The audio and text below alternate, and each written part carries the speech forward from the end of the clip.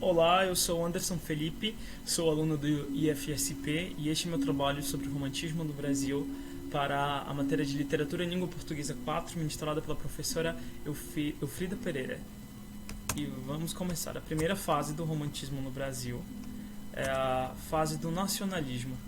É uma geração nacionalista, onde as principais características são justamente essa exaltação da nação, da natureza, do lugar daquele país.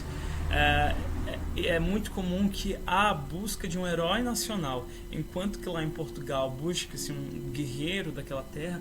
Aqui no Brasil, o herói nacional passa a ser o índio, isto mesmo, o índio. É daí que surge o indianismo, onde o índio passa a ser o protetor, o guardião, o guerreiro da nossa terra. E essa é uma das principais características da primeira geração do romantismo no Brasil. E um dos principais poemas, uma das principais produções dessa categoria cá no Brasil é Iracema, de José de Alencar, que retrata justamente todas as nossas características de exaltação, tanto de um herói nacional quanto da terra. A segunda geração do romantismo é o mal do século.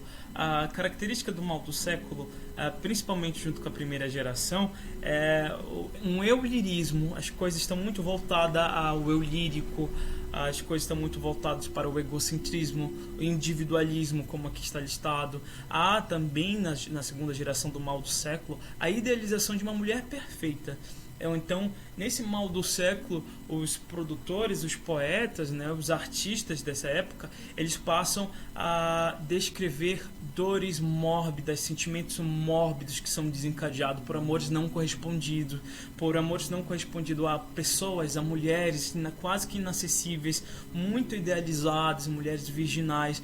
Então, essa fase, essa segunda geração do romantismo, ela é caracterizada por esse sentimento, por sentimentos mórbidos, pela idealização de uma mulher.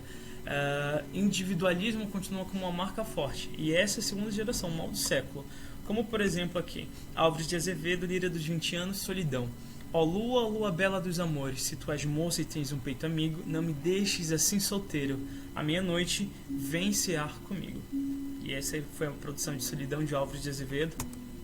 A terceira e última geração do romantismo do Brasil é a geração da Condoreira. Essa geração, ela possui rupturas com as gerações passadas do romantismo. Mas como assim rupturas? Ela passou a romper, a não usar mais certos padrões. Exemplo, o eu-lirismo, o individualismo, o egocentrismo já não são vistos com frequência ou quase não tem enfoques como tiveram nas gerações passadas. Por exemplo, se na primeira e na segunda geração o eu lírico era o foco, era aquela coisa principal de quando a gente pegava um poema, aqui não. Aqui os poemas passam, aqui as produções passam a ter um enfoque social, passam a olhar a sociedade, passam a olhar e debater sobre críticas sociais. E é justamente aqui nessa terceira fase que a gente tem muito apelo sobre a temática abolicionista.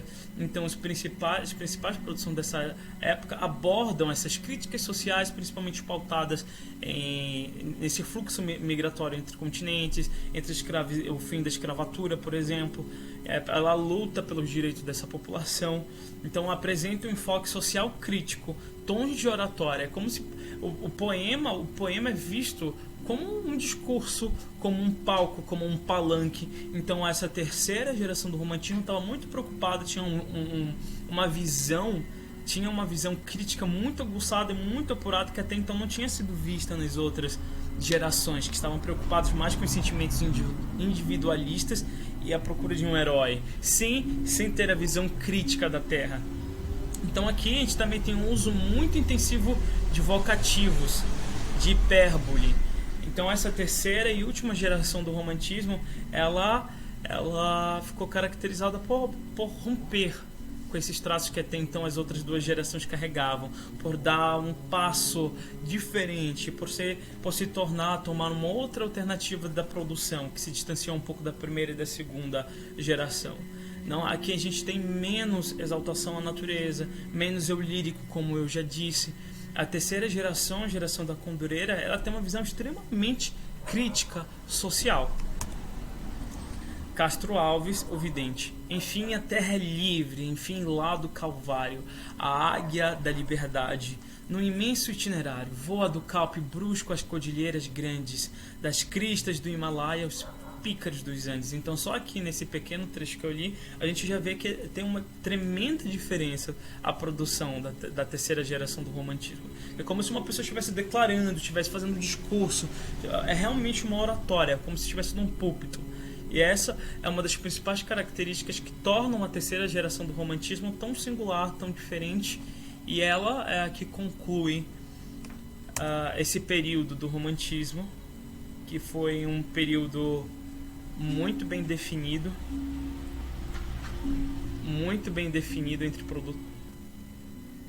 muito bem definida de todo esse movimento que foi o romantismo, que surgiu lá na Europa entre o século XVIII e o século XIX.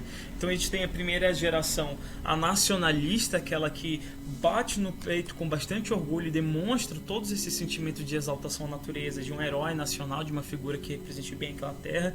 A segunda, do mal do século, em que há uma pertinência à demonstração de sentimentos mórbidos, de sentimentos comumente relacionados ao fim de uma vida, a uma possível doença, mas que estão relacionados numa outra parte com o amor não correspondido. E a terceira geração da Condureira, que tem esse aspecto muito crítico da sociedade. Ela foi profundamente, a geração da Condureira, influenciada por Victor Hugo, que foi um poeta, né, um dos principais poetas que precursores desse movimento. Ele era francês e ele pregava que a arte não deve buscar apenas o belo, mas também o bem da sociedade. E isso foi o que pautou profundamente as produções que encerraram esse período do romantismo. Muito obrigado.